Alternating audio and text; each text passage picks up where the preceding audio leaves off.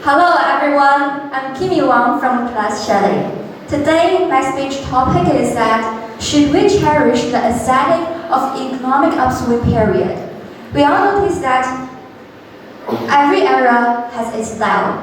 Recently, the most popular one is the style of the economic expansion in the 21st century. We all notice that the China's expansion area has already been over.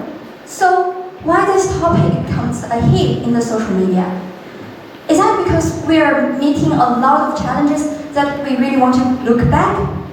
So do we really need to indulge in the nostalgia and try to revive those kind of aesthetic?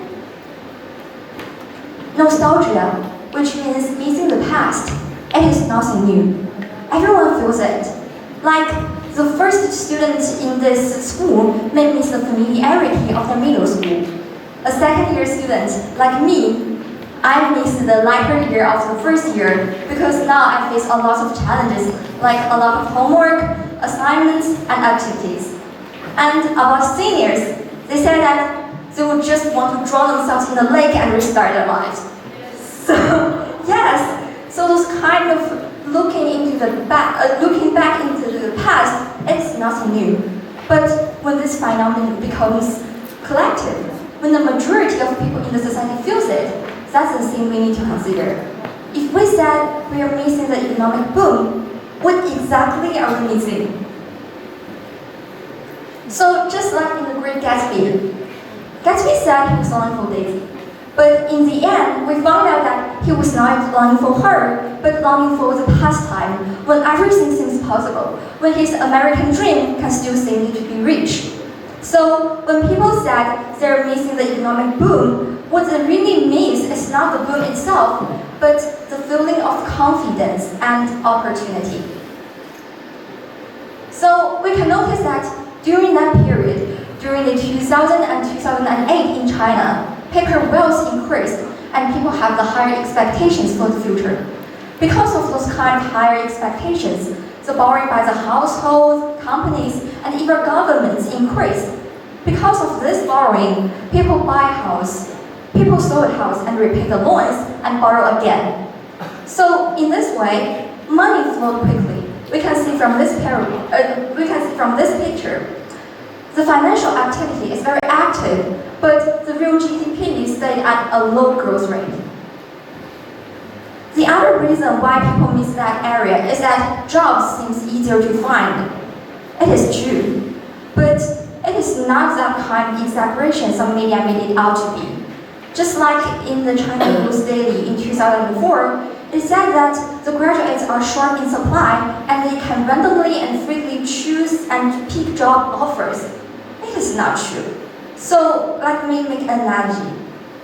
We all notice that studying abroad today, it is hard because it costs more and it is harder for us to get admissions.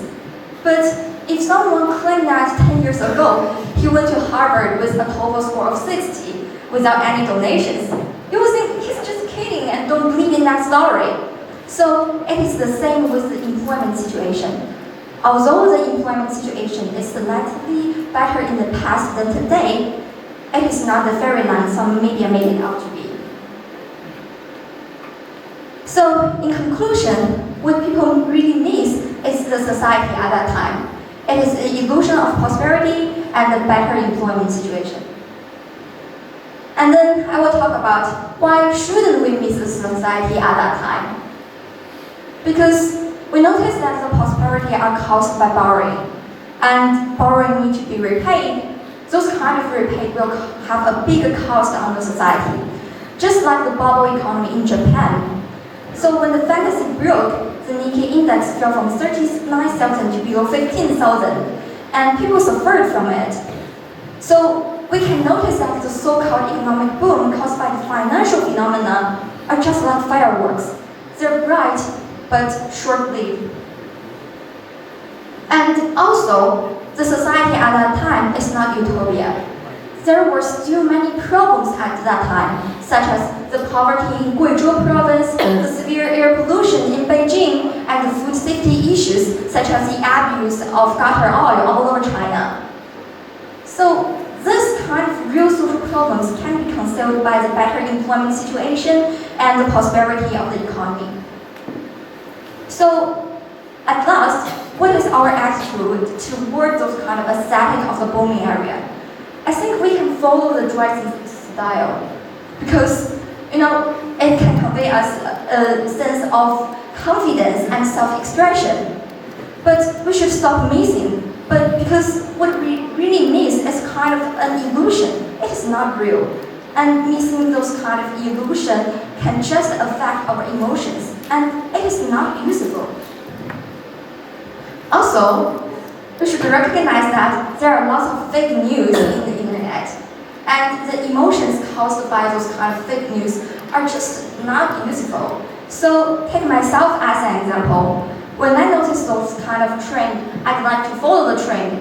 I began to miss my childhood, and I bought a lot of clothes followed by this trend. And at last, when I received the clothes, I think it's just not a rational purchasement. I think I'm controlled by the internet, and we cannot control by the internet because it will lead us to a negative influence, such as the political leaning or something else. So, at last, let's imagine that our society and our life are like a ship. The ship is already left the shore, and it is heading into the open sea. No one knows what's happening in front of us. Someone wants to look back. Someone wants to go back into the land. But we cannot. There's no compass. There's no lighthouse.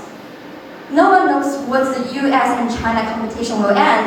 No one knows what college we will go to. And no one knows what job we will have in the future. But only one thing is for certain. It is that we can't go back. We can only move forward. And we believe that as far as we move, things will get better and better. One day, a compass will appear. One day, a lighthouse will appear. Those kind of compass and lighthouse will lead us to a bright future that we really enjoy and we fully appreciate. So we should stop missing and look forward into the bright future. Thank you.